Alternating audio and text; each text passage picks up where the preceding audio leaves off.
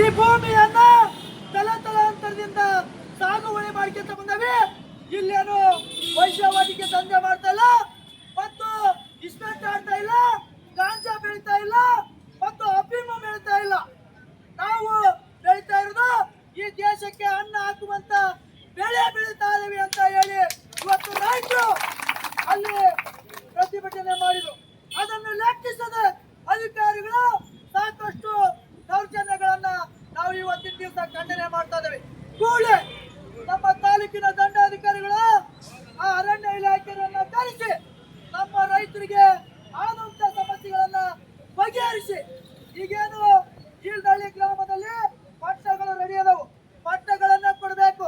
ಹನುಮಾಪುರ ಗ್ರಾಮ, ಐರಣಿ ಗ್ರಾಮ, ಕರ್ಚಿ ಗ್ರಾಮ, ಜೋಸರಹಳ್ಳಿ, ಸುಣಕಲ್ಬಿದ್ರಿ ವಿವಿಧ ಗ್ರಾಮಗಳಲ್ಲಿ ಸಾಗುವಳಿ ಮಾಡ್ತಕ್ಕಂಥ ರೈತರಿಗೆ ನಾವು ಅರಣ್ಯ ಇಲಾಖೆಯನ್ನ ಕರೆಸಿ ಏನು ಭೂಮಿ ಉಳುವವರಿಗೆ ಯಾವುದೇ ರೀತಿಯಾದಂತ ತೊಂದರೆಯನ್ನ ಕೊಡಬೇಡ್ರಿ, ಇಲ್ಲಾಂದ್ರೆ ಅವರು ದೊಡ್ಡ ಮಟ್ಟದ ಹೋರಾಟಗಳನ್ನ ಮಾಡ್ತಾರೆ.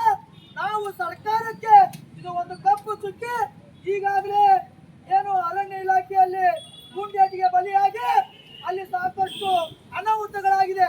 ಈಗಾಗಲೇ ಪ್ರತಿಭಟನೆಗಳನ್ನ ಮಾಡ್ತಾ ಇದ್ರ ಆ ಒಂದು ಸಂದರ್ಭ ಇಲ್ಲಿ ಶಾಂತಿಯುತವಾಗಿರ್ತಕ್ಕಂಥ ರಾಣೆಬೆನ್ನೂರು ಇದು ಅಶಾಂತಿಯನ್ನ ಉಂಟು ಮಾಡಬಾರ್ರಿ, ಶಾಂತಿಯನ್ನ ಉಂಟು ಮಾಡಿ ನಮ್ಮ ರೈತರಿಗೆ ಏನು ಬೆಳಿಲಿಕ್ಕೆ ನೀವು ಭೂಮಿಯನ್ನ ಬಿಡಬೇಕು ಅಂತ ಹೇಳಿ ಇವತ್ತು ನಾವು ಮನವಿಯನ್ನ ಒಳ್ಳಿಕ್ಕೆ ಬಂದಿದ್ದೇವೆ.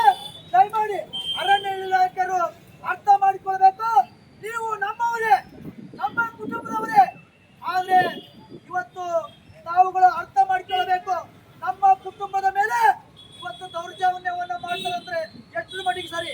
ದಯಮಾಡಿ ನೀವು ಎಷ್ಟು ಅಧಿಕಾರಿಗಳಿದ್ರಿ, ಅದು ರೈತರಿಂದ ಮಾತ್ರ. ರೈತರಿದ್ರೆ ಇವತ್ತು ನೀವೆಲ್ಲ ಅಧಿಕಾರಿಗಳು ಅದಿರಿ ಅಂತಂದು ಎಚ್ಚೆತ್ಕೊಂಡು ರೈತರಿಗೆ ನ್ಯಾಯವನ್ನ ಕೊಡ್ತಕ್ಕಂಥ ವ್ಯವಸ್ಥೆಯನ್ನ ಮಾಡ್ಬೇಕು ಅಂತ ಹೇಳಿ ಇವತ್ತು ಈ ಮನವಿಯನ್ನ ಕೊಡ್ತಾ ಇದ್ದೀವಿ.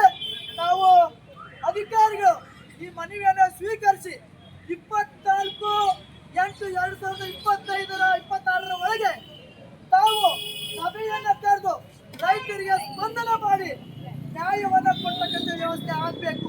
ಇಲ್ಲ ಆದ್ರೆ 26/8/2026 ನಾವು ಇದೇ ಸ್ಥಳದಲ್ಲಿ ಅಹೋರಾತ್ರಿ ಧರಣಿಯನ್ನ ಮಾಡಬೇಕಾಗ್ತದೆ ಅಂತಂದು ಈ ಮೂಲಕ ತಾಲೂಕಾ ದಂಡಾಧಿಕಾರಿಗಳಿಗೆ ನಾವು ಮನವಿಯನ್ನ ಕೊಡ್ತಾ ಇದ್ದೀವಿ. ಮನವಿಯನ್ನ ಸ್ವೀಕರಿಸಿ ನಮಗೆ ನ್ಯಾಯವನ್ನು ಒದಗಿಸಿಕೊಡ್ಬೇಕಂತ ನಮ್ಮೆಲ್ಲ ನೊಂದಪರ ರೈತರ ಪರವಾಗಿ ನಾವು ಮನವಿಯನ್ನ ಕೊಡ್ತಾ ಇದ್ದೀವಿ.